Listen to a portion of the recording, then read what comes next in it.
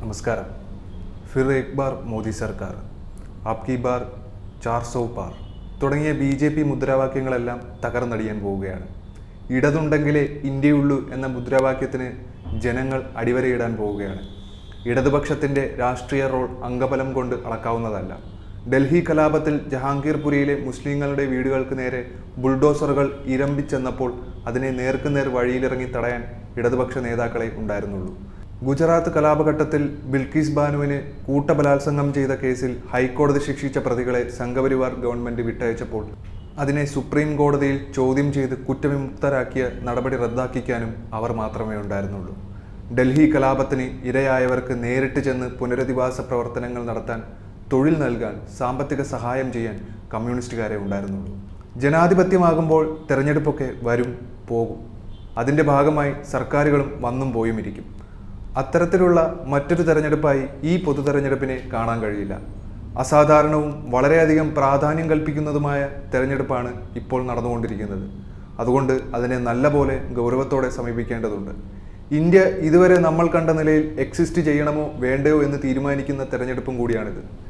വേറൊരു തരത്തിൽ പറഞ്ഞാൽ ജനാധിപത്യവും മതനിരപേക്ഷതയും ഉൾപ്പെടെയുള്ള അടിസ്ഥാന ഭരണഘടനാ മൂല്യങ്ങളെ പരിരക്ഷിച്ചു നിലനിർത്താൻ ഇന്ത്യൻ ജനതയ്ക്ക് ഒരുപക്ഷെ കിട്ടിയിരിക്കുന്ന അവസാനത്തെ കച്ചിത്തുരുമ്പാണ് ഈ തെരഞ്ഞെടുപ്പ്. ഭരണഘടനയുടെ രക്ഷകരാകേണ്ടവർ തന്നെ അതിൻ്റെ നാശകാരികളാവുകയും ഭരണഘടനയെ എന്നേക്കുമായി മാറ്റിമറിക്കാനും മതേതര ഇന്ത്യയെ മതാധിഷ്ഠിത ഇന്ത്യയാക്കി മാറ്റിയെടുക്കാനും ഭരണഘടനാ സ്ഥാപനങ്ങൾ ആകെ തല്ലി തകർക്കാനും ശ്രമിക്കുന്ന ഘട്ടത്തിൽ ഇതിനെയൊക്കെ ചെറുത്ത് രാജ്യത്തിൻ്റെയും അതിൻ്റെ ഭരണഘടനയും രക്ഷിക്കാൻ നമുക്ക് കൈവരുന്ന അവസാനത്തെ അവസരമായി തന്നെ ഇതിനെ കാണേണ്ടതുണ്ട്. എങ്ങനെയാണ് സംഘപരിവാർ ഭരണം നമ്മുടെ ജനാധിപത്യത്തെ അട്ടിമറിക്കുന്നത്?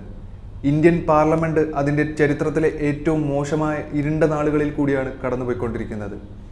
അന്വേഷണ ഏജൻസികൾ ജനാധിപത്യ പാർട്ടികളുടെ സ്വതന്ത്രമായ പ്രവർത്തനങ്ങളെ മുതൽ പ്രതിപക്ഷ ഗവൺമെന്റുകളുടെ ജനാധിപത്യപരമായ പ്രവർത്തനത്തെ വരെ തകർക്കാൻ വേട്ട നായ്ക്കളെ പോലെ അഴിച്ചുവിടപ്പെടുന്ന നിലയാണ് ഇപ്പോൾ വന്നിരിക്കുന്നത്. ജനങ്ങൾ തെരഞ്ഞെടുത്ത ജനപ്രതിനിധികൾക്ക് ലോക്സഭയിൽ ചെന്ന് എതിരഭിപ്രായം പറയുന്നതിന് പോലും കഴിയാതെ കൂട്ട സസ്പെൻഷന് ഇരയാകുന്ന സാഹചര്യം പോലും ഇപ്പോൾ വരുന്നുണ്ട്.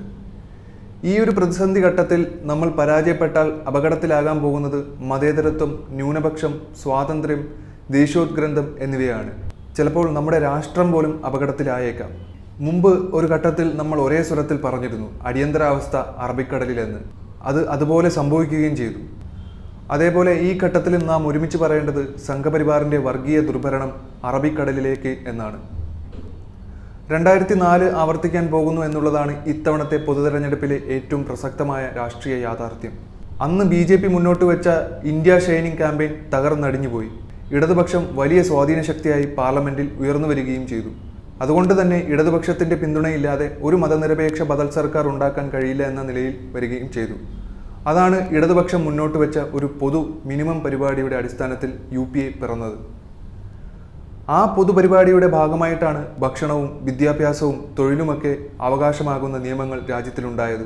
പൗരന്മാർക്ക് ഭരണതലത്തിലുള്ള കാര്യങ്ങളെക്കുറിച്ച് അറിയാനുള്ള അവകാശം ഉറപ്പുവരുത്തിയതും ഈ ഘട്ടത്തിലാണ്. നമ്മുടെ ജനങ്ങളുടെ ജീവിതത്തെയും ജീവനോപാധികളെയും മെച്ചപ്പെടുത്തിയ സർക്കാരായിരുന്നു 2004 അധികാരത്തിൽ ഉണ്ടായിരുന്നത്. രാജ്യത്തിന്റെ ജനാധിപത്യത്തെ കൂടുതൽ ശാക്തീകരിക്കുകയും ജനങ്ങളോട് കൂടുതൽ ഉത്തരവാദിത്തമുള്ളതാക്കി തീർക്കുകയുമാണ് ആ സർക്കാർ ചെയ്തിരുന്നത്. സമാനമായ ഫലമാണ് ഈ തെരഞ്ഞെടുപ്പിലും ഉണ്ടാകാൻ പോകുന്നതെന്ന് നമുക്ക് പ്രതീക്ഷിക്കാം.